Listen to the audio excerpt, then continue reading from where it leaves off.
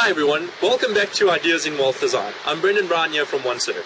It's not every day I get to go to the beach in a ski jacket, but when the sun comes out here in the UK, well, you kind of make the best of it. Today I want to talk about something that plagues all of us in our daily lives. Too many choices and what they do to us.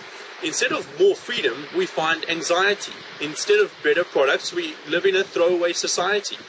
Barry Schwartz wrote a book called The Paradox of Choice, Why More is Less, where he goes into great depth about this particular subject. Essentially, it breaks down to this.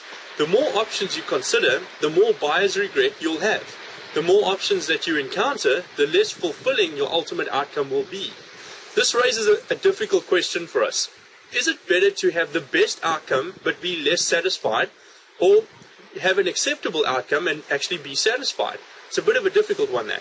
But we need to define the problem a little bit more before we try and see it for what it really is. You see, considering options costs attention that then can't be spent on action or present state awareness.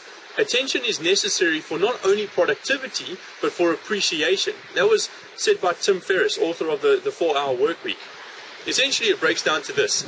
Too many choices equal less or no productivity. Too many choices equal less or no appreciation. And too many choices equal a sense of overwhelm or anxiety in our lives. How do we choose when you've been taught that you can actually have it all? Our teachers, the media, our parents, all with good intentions, have imprinted the belief that we can have it all. Have you ever had that sinking feeling in the pit of your stomach where, after you ordered a meal and the waiter's walking away from you? And the one where you should have ordered something else, something tastier or cheaper or, less expensive, whatever. Or maybe the one where you spent weeks and weeks looking for the perfect car deal, only to have a better one jump out at you 2 days after you already bought one. Every single day, more products are launched, more investments created, more inventions invented. Bigger, better, faster, easier.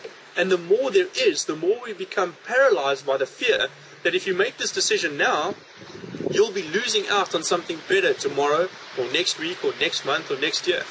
Whether it's grocery shopping, buying a car, choosing a safety investment for your money, or buying a house, once that decision has been made, something inevitably pops out at you the very next day that is better.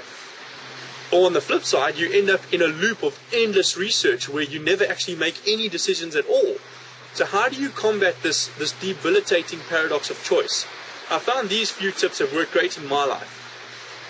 First one is set rules for yourself so that you can automate as much decision making as possible. Like maybe, for example, have the same dinners or breakfast 4 or 5 days a week. That makes shopping easier and keeps your diet in check at the same time. You can even set up a basic shopping list online and just order it weekly. There's your automation. All of a sudden, all of that attention, time and energy spent choosing what to eat every day is gone. What else could you do with those released resources, with that extra time? The second one is don't regret a decision. You probably made it with the best information you had available at that particular time. Regret is past tense deliberation that depletes all your energy and achieves nothing. Choose and move on. That's pretty much it.